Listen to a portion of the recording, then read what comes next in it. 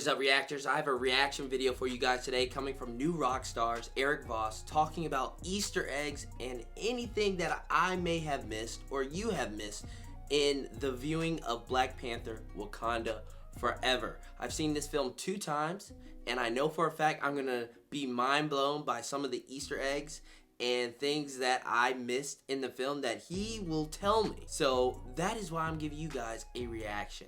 The first viewing, I caught on to a couple of Easter eggs, and then the second viewing, I even found a little bit more Easter eggs on my own. But this movie was a big film, and it had a long runtime, so that tells you right then and there are plenty hidden details all across this movie that I for sure have missed and that you probably have missed. With that being said, if you haven't seen Black Panther Wakanda Forever, you might want to save this video, then come back to this, because this video will have nothing but spoilers. But if you have seen Black Panther Wakanda Forever, then you clicked on the right video to find out these Easter eggs along with me. Like this video because it truly helps out with the YouTube algorithm. It's time to reel it in. Welcome back to New Rockstars. I'm Eric Voss, and this is a breakdown of Black Panther Wakanda Forever, Eric Voss, a film that teaches us how in grief there is power, in a truly remarkable feat of cinema to advance the thematically rich thought experiment of Wakanda, somehow without its beloved hero T'Challa, the late Chadwick Boseman. We must dive deep into this film to celebrate how director Ryan Coogler pulled this off, breaking it down scene by scene, not just for the Marvel Easter eggs, but really for what I consider to be even more rewarding and easier to overlook filmmaking choices. But quickly, just want to thank the sponsor of this video, Inkbox. Spoiler warning if you have not seen the film yet. Over Black, we hear the voice of Shuri praying, "Bast, please allow me to heal my brother." Now, of course, Bast is the Panther deity of Wakanda, the entity that endows the Black Panther with their powers. She prays because she needs to regrow the heart-shaped herb, all of which was burned by Killmonger in the 2018 film, and Bast is believed to be the spiritual source of that herb. Shuri scrambles in her lab to heal T'Challa by regrowing this herb synthetically, with her AI, Griot, voiced by Trevor Noah. It's a gripping 90-second long take, no Trevor Noah style, underscoring this as a true medical emergency. Dang. The herb's DNA is shown in a double helix configuration with white orbs. While the 2018 film opened with grains of black, this is orbs of white, already cast in the Wakandan color of mourning. Griot reports the DNA's confidence rate is 25%, then 29%. Shuri says good enough and orders it 3D printed, but her mother Ramonda enters to report, "Your brother is with the ancestors." Now, T'Challa's illness is never specified in this film, out of respect to the late Chadwick Boseman, whose death in August 2020 after a private battle with colon cancer prompted a rewrite of the script. They paid respect to Chadwick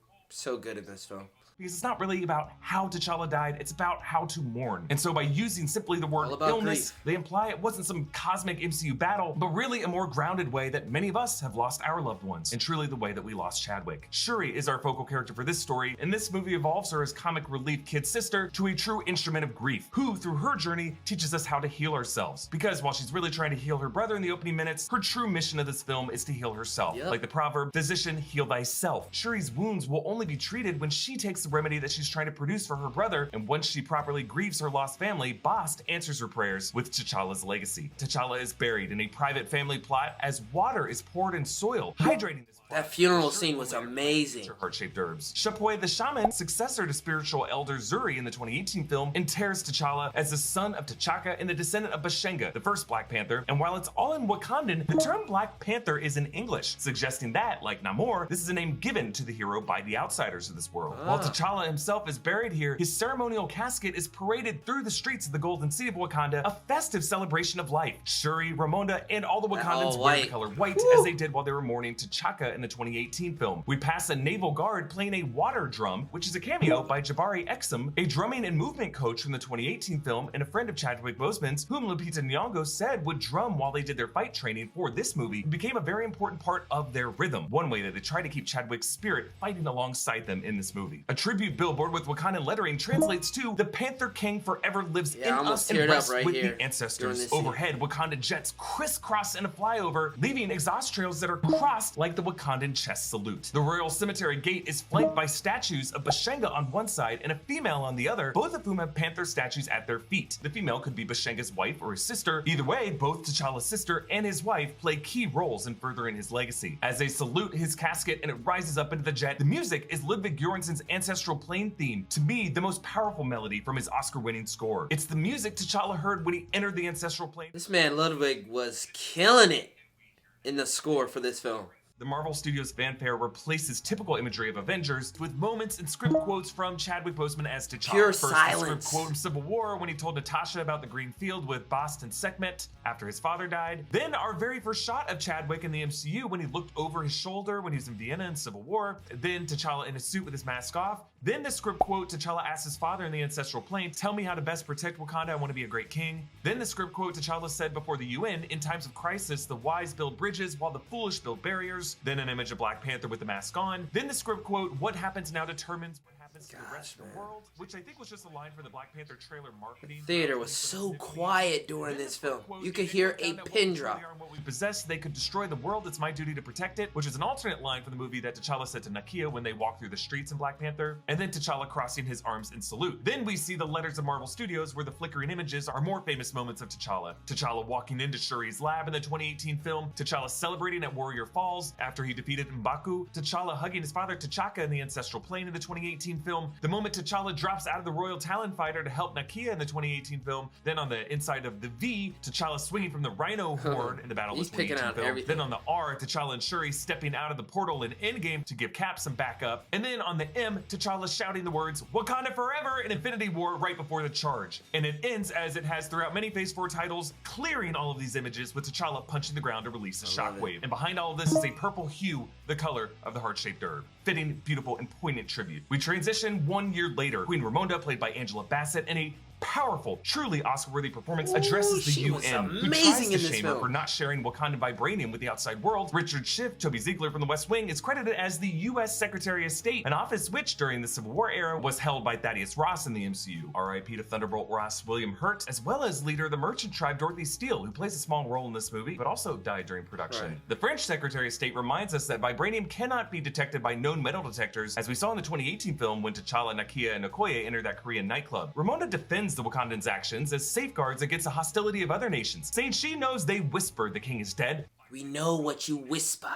Calling out their treacherous betrayals of their goodwill the last time Wakanda appeared before the UN. And we actually see these actions at a Wakandan outreach center in Onsongo, Mali. One of the many outreach centers T'Challa and Shuri opened around the world, including one in Oakland that we saw at the end of the 2018 film. French commandos attack these scientists, but Okoye leads Dora that Milaje entrance to was rescue hard. the scientist, actually one of the Dora Milaje undercover. Then the Aneka, music, Aneka the Cole. score She by is Ludwig, throwing daggers against phenomenal. Okoye's insistence that she use a spear. The fact that the Dora Milaje already had to have someone here suggests that they must have anticipated this attack, and or other outreach centers have already been raided. And we learn in a twist, this attack had already happened hours before the UN speech. So the Dora Milaje escort these commandos to the UN to shame the French. Je vous en prie. Let our gracious response to this incursion be an olive branch. Yeah, Okoye's French and other non-English languages in this movie is translated into subtitles the color white. Wakandan is always translated into yellow, and the language of Talokan is translated into blue. Yep. And of course, it's hard to hear the word incursion in the MCU and not think of Reed Richards warning us about incursions heading to Secret Wars and Multiverse Madness. We should note that in the 2015 John Hickman New Avengers run that kicks off that Illuminati freakout over incursions, that seems to be Marvel Studios' roadmap for how we're leading to that. The initial incursion point appears where? Over the skies over Wakanda. Then onto an ocean expedition where a team of divers is using a one-of-a-kind vibranium detector. The scene was really to investigate spooky. an underwater drill that got busted on a deposit of vibranium. They're led by Dr. Graham, actress Lake Bell, who voices Natasha Romanoff on What If. Wow, she voices Natasha in What If?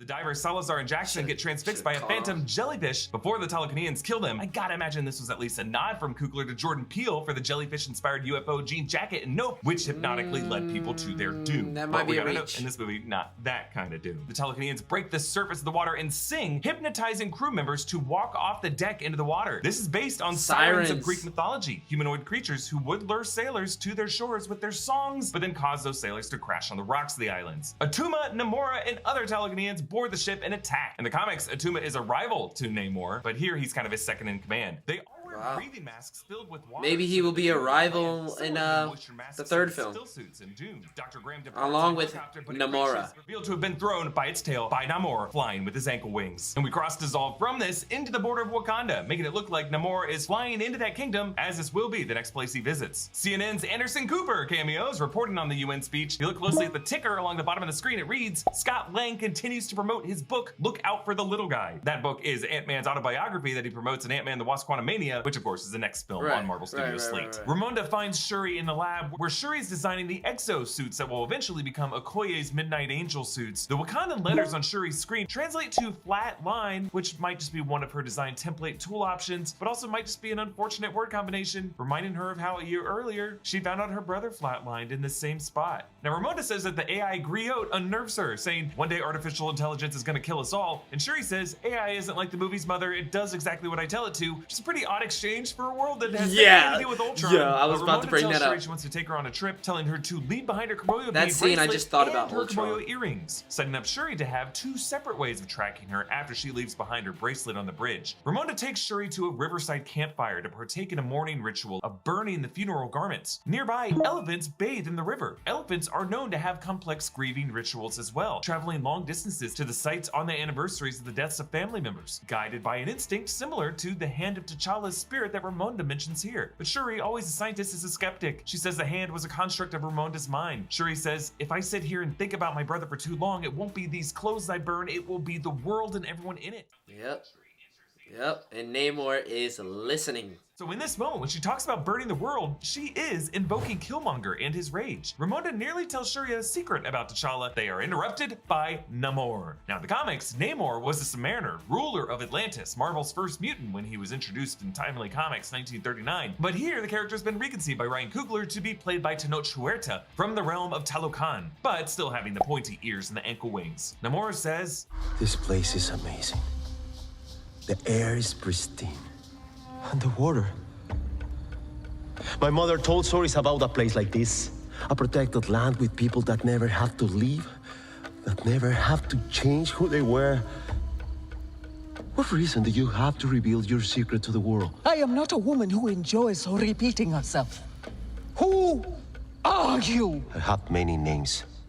My people call me Kukulkan, Kukulkan. but my enemies call me Namor. Kukulkan is that the line was feathered hard. serpent deity worshipped by the ancient Mayans. Talokan is based on Tlalocan, an Aztec afterlife that feathered takes in those who serpent die god. from drowning or anything associated with rain or water. The native language spoken by the Talocanil, according to Tenoch Huerta, is based on ancient Mayan languages. Shuri observes that Namor is covered in vibranium, meaning that she can just kind of eyeball his metallic chest pieces and pearls and tell that they are all vibranium despite their different color and texture from the vibranium she works with. She's such an expert, she just knows vibranium when she sees it. Namor leaves Ramonda with the American vibranium detector and a vibranium conch shell to call him. And I just love this detail because it embraces what I was told as a Florida kid, that when you put a shell up to your ear, you can hear the ocean. Nope, you're really hearing Namor. The Council of Elders gathers, including M'Baku of the Mountain Tribe, the Elders of the River Tribe, this Mining scene. Tribe, Border Tribe. Bald-headed demon. M'Baku enters this room, he eats a veggie, a callback to his line in the 2018 film. One more word, and I will feed you to my children. I'm kidding, we have vegetarians. The Dora Milaje stand on columns for the different parts of the kingdom. On the columns are written Golden City, King's Guard, River Tribe, Mining Tribe. Behind each guard are the tableau symbols in red clay, just like the floor of this throne room. They originally designed this throne room to be made of the same clay so that all the different rulers of the different tribes would all stand on the same terrain. One of these symbols is a large tree with expansive branches and equally expansive roots. In the past, I've compared this to the Yggdrasil World's Tree of Asgardian mythology, but in this case, I like the symbolism of as above, so below. As above, we have the kingdom of Wakanda, as below we have the kingdom of Talokan. Now behind each Dora Milaje guard, some new text has been added to the throne room. The full transcription is, "Rest in power, King T'Challa, our hero, 'twas an honor, Wakanda forever." Ramonda sits upon the throne, and on the seat of it, the Wakandan translates to wisdom and loyalty. How the hell did he find that out? As he did in the 2018 film, and surmises that Namor must have swum, he says, 100 kilometers to bypass the river border. Makes us wonder a bit about the Wakandan geography, because it is certainly more than 100 kilometers to the nearest ocean or sea based on the map of Wakanda from Civil War, but it would be within 100 kilometers of Lake Victoria, which would be a nearby lake that Namor could swim to up the Nile for the Mediterranean Sea. I have broken down this geography in other videos, but I think the math does check out there. Ramonda, Shuri, and Okoye deduce that there must have been a second vibranium meteorite that landed in the ocean, which means for them, the one gift from the heavens that made Wakanda unique, a vibranium meteorite was also a gift that the cosmos gave to the ocean of Right. Earth. But it also poses the question, Totally where shocking. in the cosmos did all these chunks of vibranium come from? I look forward to exploring that and many of the other questions from this movie in future videos. But Everett Ross returns to the 2018 film and tells Shuri and Okoye that the scientist is an MIT student, so they head to MIT. Remember, this is Tony Stark's alma mater, and currently the college attended by MJ, Ned, and Flash. Shuri and Okoye spy on Riri Williams, played by Dominique Thorne, future Ironheart. Thor actually initially auditioned for the role of Shuri for the 2018 film, and you can tell there's an inherent sisterhood between the two women as intellectual equals, kind of like what we initially saw between Tony Stark and Peter Parker in Civil War. On Shuri's dorm room door is a note, Collat's conjecture 300+1. This refers to the 3x+1 problem of the Collat's conjecture. That's the most famous unsolved problem in mathematics. Presumably this is what Riri is actively working on in her spare time. Inside Riri's room is a flag of the city of Chicago, that is her hometown, and Okoye gets impatient. Get out of my dorm. Get out. Oh, this scene was so funny. Where she I'm talks about the warning you, ash do on her not head. Take another step toward me. See how they teach the children to treat their guests.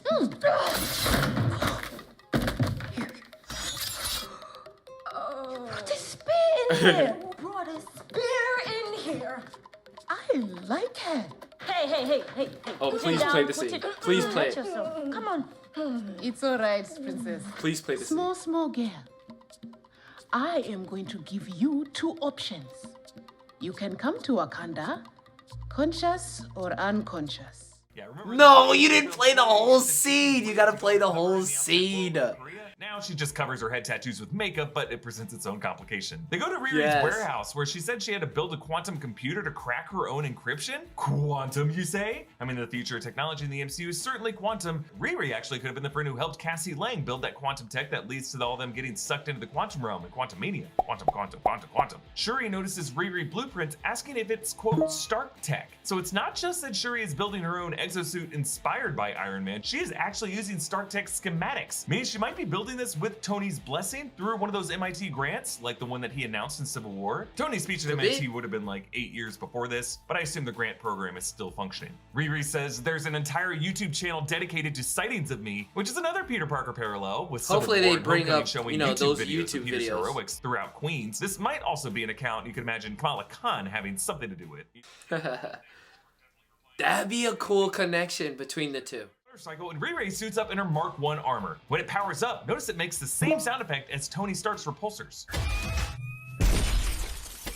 I did notice that on my first viewing. Honestly, this is my favorite suit of all the suits that Riri wears in this film. The other one looks a little Gundam-y to me. But here, there's no full coverage of the body. Yeah, It's the really second just suit like didn't bars really and do it for straps me. and rigging and zip ties. And she has this chest reactor in the shape of a heart. The whole escape is just very reminiscent of Tony Stark's initial escape from the cave in his unfinished Mark I suit in the first Iron Man film. Riri makes this rapid climb into the night sky, but she runs out of oxygen and falls, reminding us a lot of Tony's first real flight over Los Angeles when he froze over and fell and just caught himself at the last second. Riri catches herself here and glides along the river. Shuri and Okoye flee the FBI. Shuri uses her spear to anchor her turn. A government drone closes in on them, but Riri shoots it down and joins the other two in a victorious glide over the wreckage until, No cops boom, were hurt. looking for this, a water grenade completely wrecks them. those And water Atuma grenades and were Namora lethal. and friends join them on the bridge, jumping for the back of a freaking whale. That was the sick. actors actually said this duel between Okoye and Atuma took the longest of any fight sequence in the film What? to shoot, as they kept having to go back and reshoot parts of it. I love how Atuma's strike slides Okoye back on her feet. I was She has a scared. vibranium No music, spear, no and she's nothing, not just used to all ever seriousness having to in the repel scene. other vibranium with it. So defeated, Shuri She put requests up that a Tyler fight. Camille take her and Riri to meet Namor directly. The next morning, Everett Ross arrives at this crime scene where he meets Valentina Allegra de Fontaine, Julia Louis-Dreyfus, And the they shadowy are government figure married. from the Falcon and the Winter Soldier Well, and Black divorced. Widow, who is now established as of this film as the current CIA director in the MCU and Ross's ex-wife.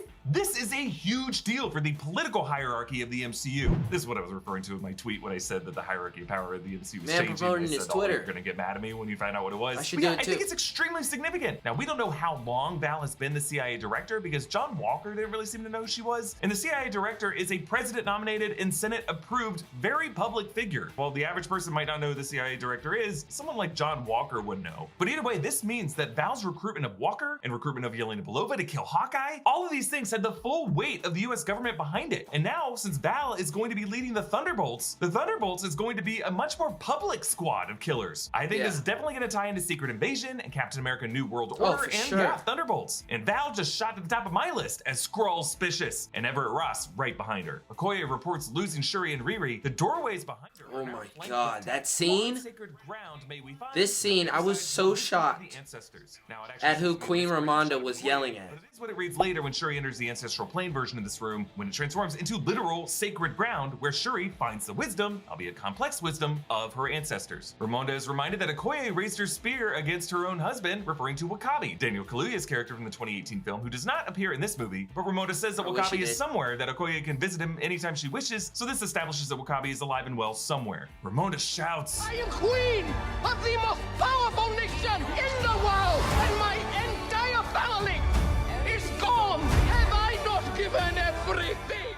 Right then and there, I was like, Oscar. The MCU, with great power comes great loss. Nominate. Probably won't win it, but at least get a nomination. To flee to the mountains. Something I was surprised to hear she still held a grudge over, but it's all coming out, and it hurts. Okoye resigns her spear. Ramonda finds Nakia in an orphanage in Haiti, and we catch a quick glimpse of a boy who later gets revealed in the post-credits. Yo, first viewing, had no clue that that was the kid. Second viewing, I was like, he's right there in front of us. Greeting between the boy and his grandmother. Shuri and Riri wake up in a glowworm cavern, which we later learn is 140 meters below. Kind of a middle ground man cave for Namor to be alone and to paint, because yeah, you can't paint underwater. Shuri is told to put on a traditional Talokan dress. Riri says it's some supervillain shit, like Princess Leia, referring to the slave Leia bikini in Return of the Jedi, Belle from Beauty and the Beast, and she says that white chick from Indiana Jones, referring to when Marion had to put on the white dress in Raiders of the Lost Ark. But Belle from Beauty and the Beast, there wasn't anything that messed up about that. I mean, I guess it's kind of weird that a bunch of like clocks and candles and dishware is like, yeah, put on that sexy dress. Yo, beast. This whole movie's kind of Stockholm Syndrome. Wakanda Forever tattoos for now. Inkbox tattoos last 1 to 2 weeks. Gotta slide in that ad. Inkbox is a good one. I've used them plenty of times. They got Wakanda Forever tattoos on Inkbox too. I might just have to cop one. I did when House of the Dragon was going on. Nakia searches a village in the Yucatan in Mexico, speaking Spanish, which shows up as white subtitles, but the moment she switches to ancient Mayan, the language of Talokan, the subtitles switch to the color blue. I thought that was really brings cool. Shuri into his painting room, where he explains his backstory with his mother in 1571 in Zama, which was the original name of Tulum, which is one of the best preserved Mayan cities on the coastal Yucatan. Spanish conquistadores gave them smallpox. Now, 1571, this would be about 50 years after the Eternals witnessed the Spanish conquering of the Aztec capital and then parted ways. You could argue, had they finished the job, we might not have gotten Namor. Namor says they prayed to Chak, their god of rain and abundance, for a cure. Now, Chak is the Mayan rain deity, but in Aztec mythology, that god is named Tlaloc. Man, giving me a history lesson. Namor says Chak led them to a plant underwater, sprouting from a vibranium rock. Their heart-shaped herb, but an herb that grows underwater. Namor's mother ingests this plant along with the rest of the tribe, and they wake up with blue skin, gasping for air, having to dive into the water so they can breathe, where their skin they had turns gills back on the normal side of their color. neck. So other than Namor, the Tlaloc and Eel turn blue only when they are out of water. If you guys didn't know that, of Namor, as he's born in underwater. He is the first son of Talokan, with wings on his feet and ears that he says were pointed to the sky. And he calls himself a mutant. He says that he has the ability to age slowly and breathe both through air and through water. In the MCU, we're still gathering what the rules of mutant kind are, but it seems like every mutant must have some kind of genetic precondition that leads to their physical states turning out different from everyone else. But it also presents the question, do all mutants age slowly? Because according to the latter Fox X-Men films, that definitely seemed to be the case. To fulfill his mother's dying wish, young Namor returns to the land where he finds a slave plantation, and a priest says, "Thou art a demon, son of Satan." Not yet, Padre, but Mephisto's coming soon. Talokan and Eel burn the plantation, and Namor reveals the origin of his given name, that they called him El Niño Sin Amor, the boy without love, which he embraced as Namor, because he has no love for the surface world. So Namor wasn't just Tenoch Huerta pronouncing it differently, they actually worked in a bit of Spanish wordplay to cast Namor as proudly without love for humans. I still think it was funny how people outside of Talokan kept pronouncing him Namor. Shuri's wearing a suit that a diver was just murdered in. Nice, have fun, hope it doesn't smell bad. So Namor takes Shuri down through this tunnel in the water, which seems to be a kind of current, but I don't know, maybe it's a type of waypoint to a hidden earthly realm, kind of like that watery portal that leads to Ta Lo and Shang-Chi. Now, I know China and Mexico are different countries with completely different cultures and histories, but I'm just saying, Ta Lo, Talokan, both of them hidden mythological realms on Earth, there might be a connection there. The amazing music of Buddha Kush and Ludwig Göransson's Kon La Brisa guides us into Talokan, which is revealed from Mayan script translating to English, the way other location titles translate from Wakandan to English. The Talokanil played the Mesoamerican ball game, Pizz. The modern version, known as Ulama, this was played by Mayan peoples, where a rubber ball is bounced from a hip through a hoop on the wall. You might know it as I did. Yes, from the yes, El yes, Dorado. yes, El Dorado.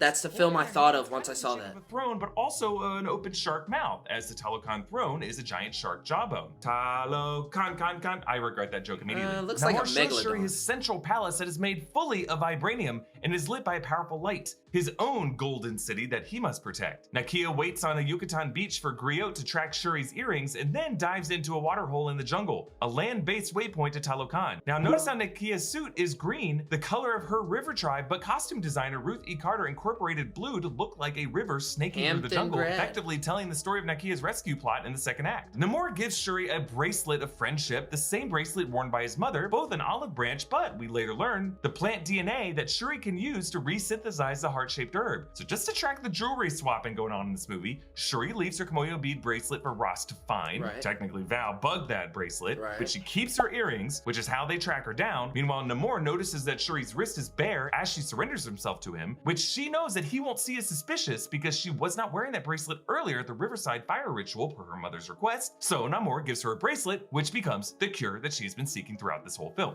I love it when costumes and accessories have a practical and symbolic function in the film. Shuri tells Namor that T'Challa suffered in silence, and when he finally asked for help, she couldn't. Now this is a nod to Chadwick Boseman in real life, who was diagnosed with colon cancer in 2016, and he told pretty much no one. He suffered in silence while shooting Black Panther and Infinity War and Endgame. Ryan Coogler recently told... Guys, just imagine him in that whole black suit out in that hot sun in Atlanta filming. Some days when I would find him doing things that were kind of inexplicable. Like we would do these things in the water, you know, the waterfall stuff. So it would take him like a long time to warm back up. Like you have to be in like in a warming tent for like a long time. And I'd be like, man, that's odd. You know what I'm saying? Things like that. Or you know, some days I would find him just like incredibly sad. But looking back, I'm like, oh man, my man's was dying. It's a shocking thing to realize. And it's also a thing where it's like, oh yeah, I can't quit. If he did all of that while he was going through that, you know, this is just grief. So it's like, yeah, we gotta push through. Namor tells Shuri, my ancestors would often say only the most broken people can be great leaders. He's trying to appeal to her grief as a kind of compliment of wisdom. But Namor reveals the whole point of all this is that he plans to attack the surface world preemptively, and he wants Shuri to get Wakanda to join them in that war. And while he seems crazy, the scene we cut to confirms that to be essentially the case. The Secretary of State tells Val and Ross that the president plans to invade Wakanda. Namor meets Ramonda on a beach and warns her that he will kill her if any further intrusions happen to Talokan. Meanwhile, Nakia arrives and hits Shuri and Riri's telekinetic guard with a fatal blast. Shuri reunites with her mother, Namor returns to find that dying guard, and Namor goads him to strike back. So Namor descends to his shark bone throne, where it looks like the teeth are actually made of vibranium. He wears a feathered serpent headpiece of Kukulkan. I like the symbolic contrast to the directional coronation of the two kingdoms. Wakanda's ruler rises up from the ancestral plane to sit the throne. Talokan's ruler descends down from the sun to sit that throne. Very Talokan cool angrily contrast. rallies his people to war. Nakia reunites with Okoye in Wakanda. Okoye says that Nakia left right after Thanos' attack. When you left without saying a word, it hurt. I regret not being there with all of you. It was not easy. He was king and Black Panther to everyone. But to me,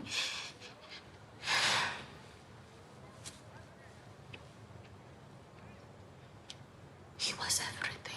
This means that Nakia was pregnant with T'Challa's son at the time of Thanos' snap in the Battle of Wakanda. And notice how here Nakia catches herself. She almost says T'Challa was also the father to her son, but she just says that he was everything, which he was. Behind Nakia, water Almost just spoiled it, slowly right? starts to flood into the street. We don't even notice it at first. Okoye just begins to say we are under attack, but then the water bombs explode throughout the streets. water Now, bombs, Namor man. flooding Wakanda was a plot point in 2012 Avengers vs. X-Men comic storyline. That's when the Phoenix Force possesses Namor and uses him to flood Wakanda when the nation harbors Avengers. Namor and T'Challa have a bitter hatred for each other ever since that in the comics. Okoye grabs a kid as the water gushes and hands him off. Ayo and the other Dora Milaje save some rescue workers who get enchanted by the telekineal siren songs.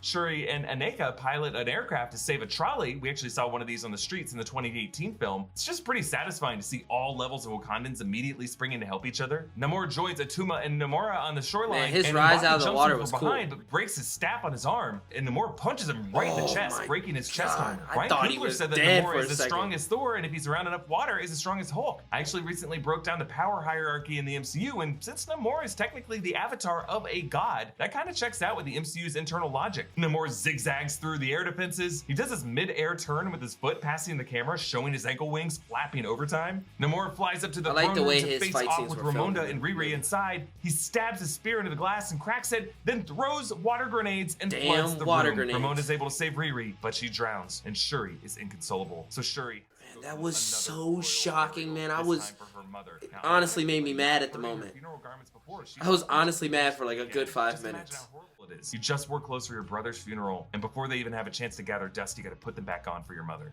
Yet the answer to Shuri's woes is literally tattooed on her hand. The double helix configuration with orbs. Her attempt at the recipe for the heart-shaped herb. And now, on that same wrist, is the final ingredient she needs, Namor's mother's bracelet that is made from that plant. Meanwhile, Val confronts her ex-husband Ross on his contact with Wakanda. Anderson Cooper cameos again, but this time, the news sticker reads, Ritson signed trade pact with New Asgard to create something, but this is a nod to the new US President Ritson, who's gonna be played by Dermot Mulroney in Secret Invasion. Wow. So again, we're getting a sense of the political hierarchy. Holy US President hell, Ritson, that is a Secretary of hidden State Toby detail. Ziegler, and CIA Director Val. It's still crazy to wrap my head around that. Also, this is a reminder that like Wakanda, the colony of New Asgard, led by King Valkyrie, is in the MCU its own nation state with international relations across the world stage. Now, Ross reminds us that the Wakandans could be using their vibranium against the United States and asks Val if she's ever thought what the US would be doing if we were the only country in the world who had vibranium. And Val's response is interesting. She says, oh, I actually dream about that. I think it's a little hint that one of Val's objectives is to amass all the vibranium and weaponry under government control, or at least under her control. And maybe the mission she's going to deploy the Thunderbolts on is an invasion of or a heist from Wakanda. Or since Bucky's leading that team, maybe a collaboration with the Dora Milaje to steal back vibranium from some other third party who steals it, like the real intelligentsia. So the Golden City evacuates to the Jabari outpost. Shuri and Riri deduce that Namor absorbs oxygen through his skin and thus will be weakened by dehydration. Right. Riri gets to work on new Ironheart armor made from Just vibranium. like us She humans. hammers out a piece in the shape of a heart. Shuri gives Okoye her completed Midnight Angel suit. In the comics, the Midnight Angels are Aneka's group of former Dora Milaje. Shuri is able to synthesize the heart-shaped herb DNA from the bracelet, and when it prints, it successfully glows. So Shuri sips the liquid and falls into the ancestral plane as Nakia and Okoye pray for her. Now, structurally, this mirrors the leap of faith at the end of Act 2 in the 2018 film when the women resurrected T'Challa to restore Wakanda's protector. Shuri immediately finds herself in an ancestral plane mirror of the real world, underwater in the flooded throne room, in the exact same spot where her mother Ramonda's life left her body. Just like how when Killmonger went to the ancestral plane, he visited the exact spot of his parents' tragic death. Shuri swims up to the surface, and she's again wearing her white funeral garments, but as she rises out of the water, her clothes are dry. A really cool effect that makes me wonder if Letitia Wright and Ryan Coogler might have shot this in reverse. But here in the throne room, we see there is What? someone sitting That on the would be throne cool. behind her. Suddenly, we all feel a mix of dread because none of us want to see a CGI recreation of Chaka. Right. I knew they wouldn't do that,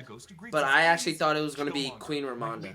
Making a surprise cameo, which comes as both But a I shoulda relief, known it also was gonna be an Michael B. intriguing Jordan haunting coming of back. its own. The scene that follows is my favorite scene of the film, cutting deep to the core conflict of this film while also recontextualizing everything we saw in the 2018 film. Remember, the ancestral plane is not an objective afterlife. It's really a personalized vision where the visitor is able to confront their ancestors. There's some cosmic forces at play that decide who you actually need to talk to. One could say this is a request coming from one's own soul, but for T'Challa, it was to rage against his father for killing N'Jobu and abandoning N'Jaka. For Killmonger, it was his chance to revisit the Oakland apartment where his father died. But who does Shuri see? She sees her cousin, Killmonger, who taunts her, saying, "You chose me." And he challenges her for not even believing the ancestral plane was real, but just took the herb for the same reason he did, to avenge fallen ancestors. Now remember, as much as this is Killmonger talking to her, we could totally look at this as Shuri having a conversation with herself and all the second guessing she's been doing about Killmonger over the past several years. Yes. So why did Shuri see Killmonger? She already chose him earlier in the film when she said at that riverside campfire that she wanted to burn the world down. That was Killmonger's goal. And notice how in this scene, the throne room ignites the same way Killmonger set the heart-shaped herb garden ablaze and left Shuri with that medical crisis. Here, Killmonger defends himself. He says, "I had the courage to do what was necessary to change Wakanda. How many people like your scientists did Wakanda protect before I took the throne? Cowards, those are the Panthers who came before me and before T'Challa." Shuri tells Killmonger that he was a coward for taking the last herb and burning the rest out of fear of being replaced, that he left Wakanda with no protector and that T'Challa and Ramonda's blood is on his hands. But Killmonger responds, "Don't you dare take that away from your mother. She sacrificed her life to protect a girl from the lost tribe. Your father, he was a hypocrite. He would have killed that girl. Shit, he killed his own brother. T'Challa, he was too noble. He let a man who killed your father live. And here you stand. Are you gonna be noble like your brother or take care of business like me?" That Killmonger was hard, calls Riri wasn't a member it? of the That line lost was tribe, hard. which is how he saw himself and all other black people outside of Wakanda, the lives that he fought for. Killmonger also invokes Zemo, who killed T'Chaka, and T'Challa forgave Zemo at the end of Civil War. I like to think that Zemo at this moment stiffened in the cell on the raft, feeling a shiver down his spine, but then just resumed dancing. It's so interesting to see Killmonger eternally sitting on the throne. Now again, Shuri has subconsciously summoned him here, but this visual presents a hypothetical that Killmonger could be in a kind of hell of his own making, where he's sitting on the throne that he always wanted, but ruling over a vacant dead kingdom, while all other Panther ancestors join together in a communion as Panthers in a tree. Right. Killmonger, tragically, will always be part of the lost tribe of one. This scene ends before Shuri can even answer Killmonger's question, framing it as a haunting nightmare that she's still trying to figure out for the rest of the film. She's afraid to tell others who she saw in that vision out of shame, because Killmonger was a symptom of her own moral illness that this physician still needs to heal. But Shuri still has super strength, and she suits up in a new suit. She places her helmet beside the helmet of her brother, the helmet that she carried in the opening funeral scenes. Now she has a helmet of her own, and Shuri joins everyone else at the Jabari outpost, fully suited up. Interesting how she joins by descending from above, the way Namor sat his throne. Shuri does not rise up, she drops down. She's still being driven by the misguided vengeance that guides Namor and guided Killmonger. When she lands, I like how the impact spreads via purple kinetic energy as her suit absorbs the shock of it. Her helmet has a dot pattern that matches the war paint that she's worn from past battles. Also on her gauntlets are open panther maws. Shuri leads the Wakandans out. It's crazy how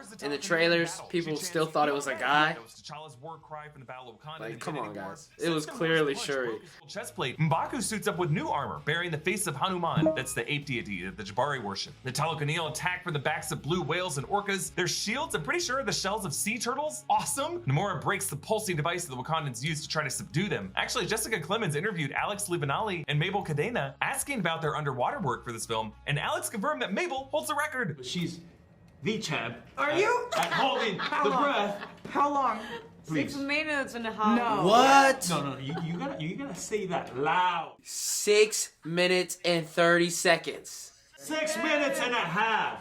You're a fish. Riri joins the fight in her Holy Mark crap. II armor. It's got an inner heads-up display of her head in darkness, surrounded by glowing indicators, much like Iron Man's That's a heads-up long display. time. One of her controls reads max power. I like how she also installed some foot thrusters, similar to Tony's Mark 50 armor in Infinity War. Riri shoots at Namor from behind, but he's able to dodge the blast without looking. Crazy good reflexes. They're able to snare Namor on the Royal Talon Fighter. Shuri uses The way hand-mounted sonic cannons to Namor repel the moves in this Telekineal, film like is the really ones good. that she used on Killmonger in the 2018 film. She claws down the side of the boat, kicking one Telekineal, throwing another, barrel rolling, and then sliding down. Since both her claws and the hull of this boat are made of vibranium, they release blue sparks from the friction. And from here, she leaps into the Royal Talon Fighter, where she tries to fly Namor to a nearby desert to finish him off. But before they get there, he's able to use his spear to stab through the fighter and wreck the engine, causing it to crash, leading to this brutal showdown. The claws come that was a out. brutal Shuri fight. and Namor slug it out. She dodges his hook and goes low, slicing off some Ooh, of his that was- ankle that wings. was- He impales her on his spear, That was and since shocking. it's pure vibranium, it goes through her suit's vibranium weave. It seems like it's all over. As her life fades, she's transported back to the ancestral And it plane. starts The rewinding burning back throne to room replay. time. Her greatest fear, that being consumed with Killmonger's vengeful rage, has led her to death. But instead, she now rejects that path.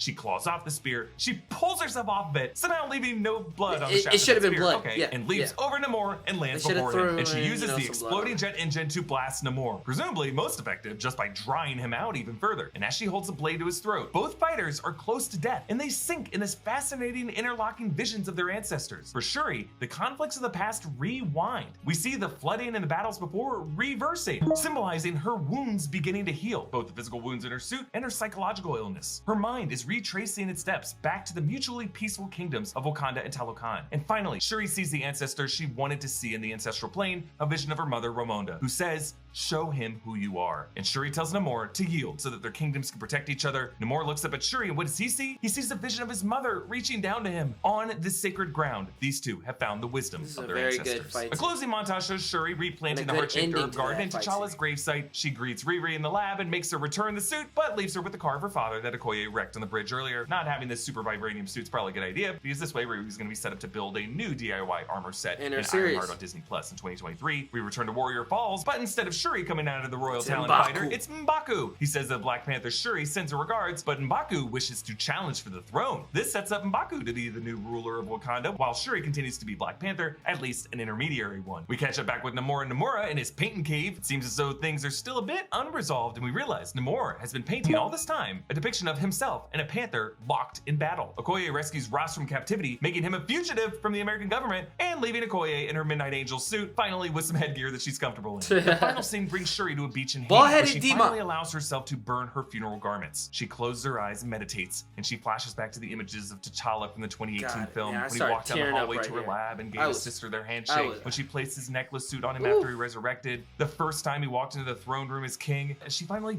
breathes to let go of her brother, she and we are lulled by Rihanna's Lift Me Up, the lyrics of which become Shuri's prayer to her brother. Lift me up, hold me down, hold me close, safe and sound. Now, burning in a hopeless dream echoes the fire of the despair that she felt in her nightmare with Killmonger. In the second verse, that part becomes drowning in an endless sea, a contrast of fire and water there, but both represent Killmonger and Namor dragging Shuri down into violence, which is why the chorus comes back to the prayer of lift me up. And in the post-credit scene, her prayers are answered. Nakia introduces Shuri to her nephew, Toussaint. Shuri says the name Toussaint carries a history, referring to Toussaint L'Ouverture. Sorry if I mispronounced that, my French sucks. But this guy was awesome, called the Black Napoleon, the father of Haiti, who in 1791 led a successful slave revolt against the French and won Haitian independence. I think what I love most about this line is that it signals Shuri has, through her Wakandan outreach centers that she built with T'Challa, has begun to learn more Black history from outside Wakanda and has begun to reconnect with that lost tribe that Killmonger fought for. I mean, I don't know, Shuri's pretty smart, maybe she already knew this stuff, but it did seem like in the 2018 film, all she really seemed to know about the outside world was like Disneyland and Back to the Future 2. Toussaint reveals that his real name is T'Challa, son of King T'Challa. He would be no more than 6 or 7 years old, so we would need a bit of a time jump before we see any real superhero action from this kid, even if he were to join a group of the Young Avengers. We got time. We got Shuri,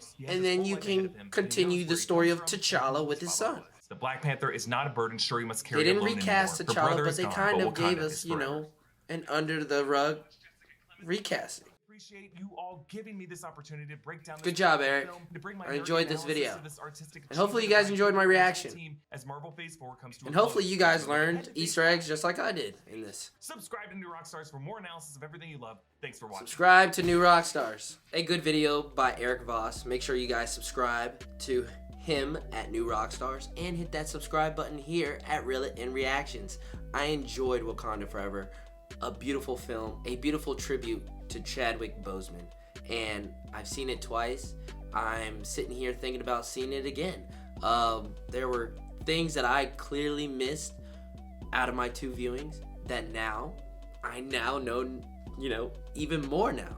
So if I was to see it a 3rd time in theaters, I will for sure be seeing this and referencing this and thinking back to this reaction video, because the Easter eggs were all throughout this film and the hidden details. So I'm glad that New Rockstars dropped this video, because I've now been educated, and so have you guys. Are you guys planning to see Black Panther Wakanda Forever again? Make sure you guys comment that down below and give me, you know, your short review or your rating for Black Panther Wakanda Forever. I enjoyed this film. I will gladly watch it again, but I really enjoyed this video, and hopefully you enjoyed my reaction. My review for Black Panther Wakanda Forever will be linked at the end screen of this video, so make sure to check it out if you haven't. It's my non-spoiler review, but you know, still give it a click and a like too. But with that being said, guys, this is Realer Than Reactions. Thank you guys for watching. I'm Realer Than Miles. I'll catch you guys in the next reaction video. Peace.